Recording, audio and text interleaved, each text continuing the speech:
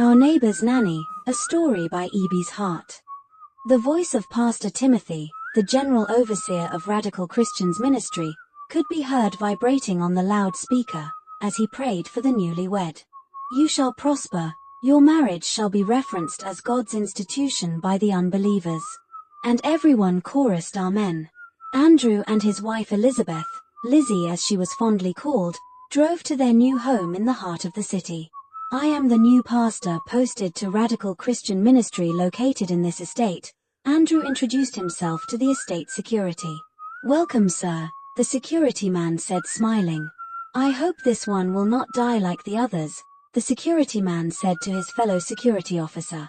I hope so too, because I still remember vividly how the former pastor of that church was found hanging in his bathroom. The second security man chipped in.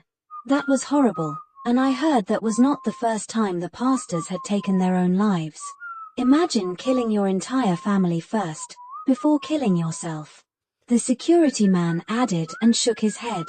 Things are happening. Pastor Andrew was a fresh graduate from the School of Pastors.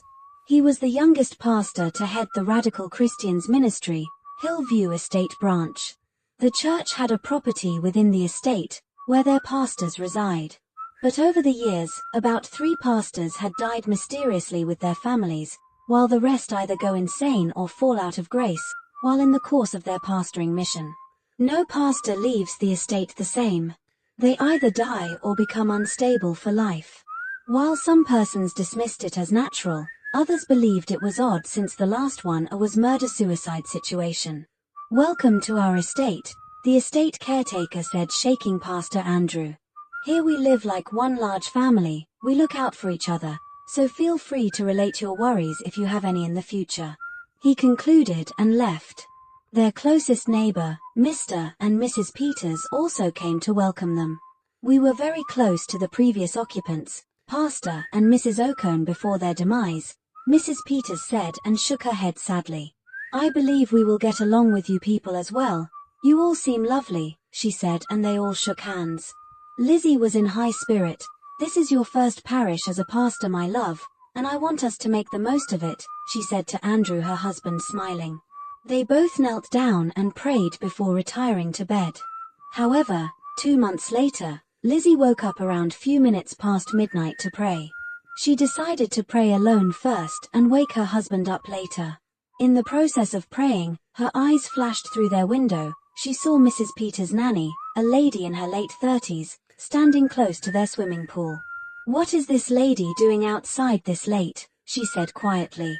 She was about to turn away, when her eyes captured something really odd.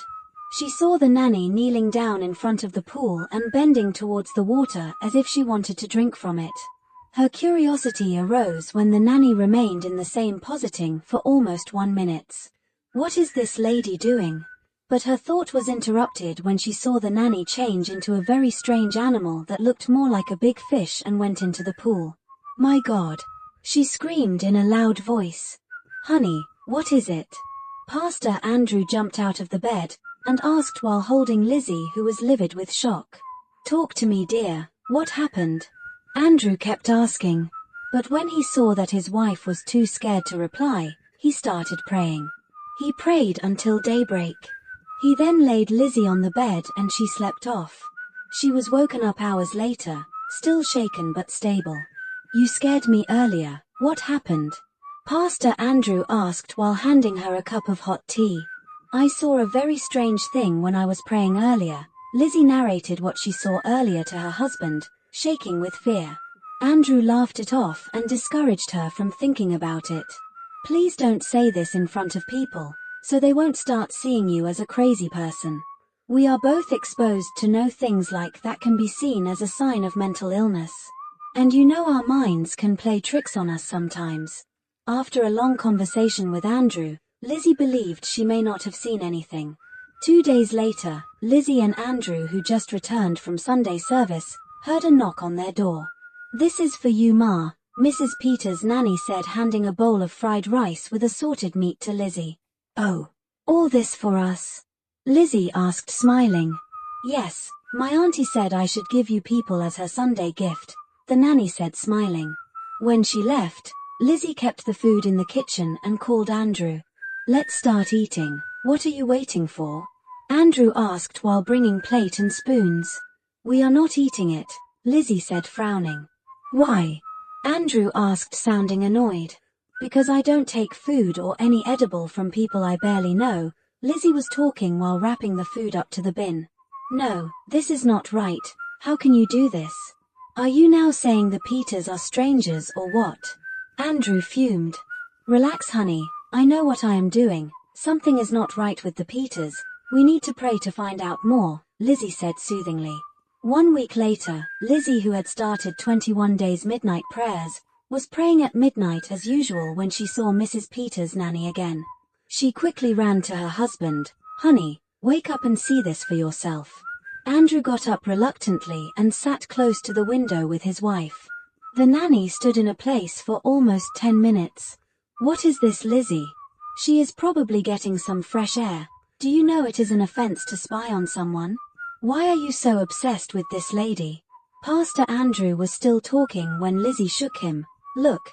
What they both saw froze them at a spot. The nanny removed her head and started washing it at the pool. After washing, she plaited her hair and fixed it back. Then turned and looked straight at the pastor and his wife. They couldn't look away, because they were scared stiff. Then she screamed and a very scary shrieking sound deafened their ear. Andrew fell on the ground unconscious, but Lizzie was fine. She started praying for her husband, who woke up a day later. "We have to tell everyone. As a man of God, it is my duty to save this estate. This can't be happening. How can this lady be living in this estate, cooking food, and be giving to almost everyone here?" Andrew said once he regained his strength. "You are right. We have to start by informing Mrs. Peters. She has been nice to us, and she does not deserve this kind of monster to be raising her kids for her." Lizzie went to the bank where Mrs. Peters works, called her outside and narrated all that she had been witnessing to her. Mrs. Peters thanked her and she left. However, Lizzie was so surprised to see police officers the next at her home.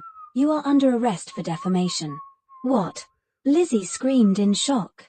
The news of how the new pastor's wife defames people by labeling them a witch soon circulated the entire estate. Everyone blamed and cursed at her. "Instead of you to concentrate in making babies for your husband, you are busy trying to destroy people's name," one of their neighbors said to Lizzie while pouring a dirty water on her. Everyone gradually started bullying Lizzie and Andrew, to the extent that their church members wrote to their church headquarters to transfer Pastor Andrew to another parish. All Lizzie's effort to explain herself to Mrs. Peters and apologize failed. "You think you can win this fight?" Lizzie startled at the sight of the nanny. "You have no idea who you are dealing with. This is just the beginning of your woes in this estate. This estate is my home and its occupants are my subjects. I will give you one free advice: fall in line or perish. If I ever see or feel you praying again, you and your miserable pastor husband will die like the previous occupants of your house." Lizzie could not believe her ears, as she listened to what was coming out Agnes' mouth, Mrs. Peters' nanny. It then dawned on her that they were up against a supernatural being. Lizzie started observing something very strange. Everyone in the estate, both young and old, refereed to Agnes as Mama. They all bowed to greet her, even her employer. This explained why everyone attacked her. They were obviously under her control. Liz's mother, who was a deaconess, came to visit them because of the rumor she heard. "Everyone is saying you are causing trouble in this peaceful estate. Lizzie, what is the problem?" Liz's mother asked, frowning. By the time Lizzie finished telling her mother what they were up against, she was already sitting at the edge of her seat. "Pack your things and leave here with me this minute." "Where is Andrew?" Liz's mother was so scared. "Mom, hold on, we will leave with you, but tomorrow, can't you see it is already late?" Lizzie pleaded with her mother.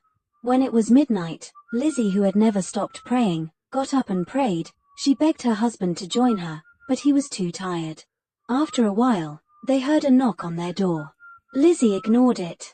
Andrew got up from bed and insisted on going to check. Lizzie begged him to ignore it, but he refused. Andrew opened the door and saw no one. He went outside and checked around the house. After a while, Andrew came and laid down beside Lizzie. Lizzie discovered that Andrew was unusually so cold. "Are you okay?" she asked. Andrew simply laid down and slept off. When it was daybreak, Lizzie and her mother prepared breakfast and were getting ready to leave the estate for a while, as Lizzie's mother had suggested. Lizzie went to wake her husband, who had not woken up unlike him. "Honey, get up, breakfast is ready," Lizzie tapped Andrew. She then took their bags to the car, but what she saw outside made her to scream her lungs out. She saw Andrew hanging on a rope dead. How is this even possible? She just left Andrew on the bed now. Her scream made her mother and neighbors to gather around. "What is this? How did Andrew end up here?" her mother asked. Lizzie quickly ran inside to check on her husband, but saw no one on the bed again. She cried so hard. "They all end up killing themselves," was the first statement Lizzie heard from her neighbors. Lizzie ran over to Mrs. Peters' house and started shouting for her nanny Agnes. "You have killed my husband. What did we ever do to you?"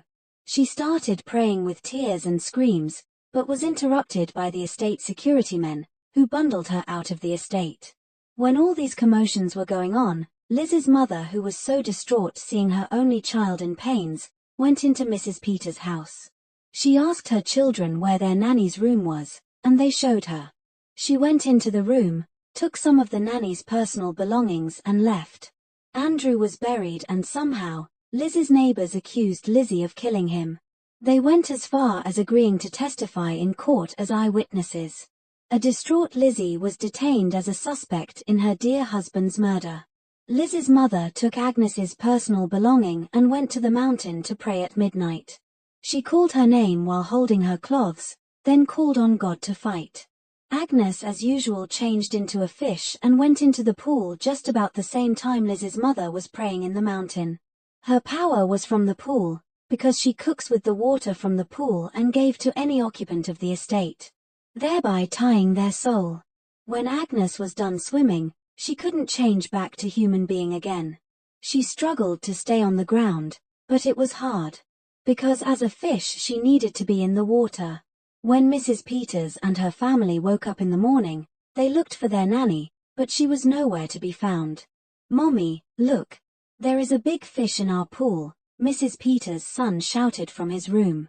Few minutes later, the whole estate gathered to look at the big fish whose face was Agnes's face. The authorities were called, because the fish kept getting bigger and bigger. By the time the authorities got to the estate, the fish was already bigger than the pool and everyone had to run for their lives. The police had to shoot the fish dead, as it became a threat to the people around. Mrs. Peters started crying on remembering how Agnes had been beating her and her children. Everyone in the estate started telling their own story, of how Agnes would send them on errand and they dared not refuse. Agnes was sleeping with all their husbands. She decides what happened in their homes. And if you dare ask questions, she would beat you. They all attested to one thing. They all collected food from her immediately they moved into the estate. The question that was on everyone's lips was, how did employ her? They all asked Mrs. Peters. She knocked on my door, claiming to come from an agency. I asked to find me a nanny. All I remember was telling her to wait for me to confirm from the agency, and the rest was history. Mrs. Peters said in tears. They all sought the release of Lizzie and apologized to her. The estate became liberated and everyone was happy. But what Mrs. Peters did not know was that her children were already initiated into the water kingdom by Agnes. Few months later, Mrs. Peters' daughter woke up at midnight to swim as a fish in their pool. Thanks for watching. Please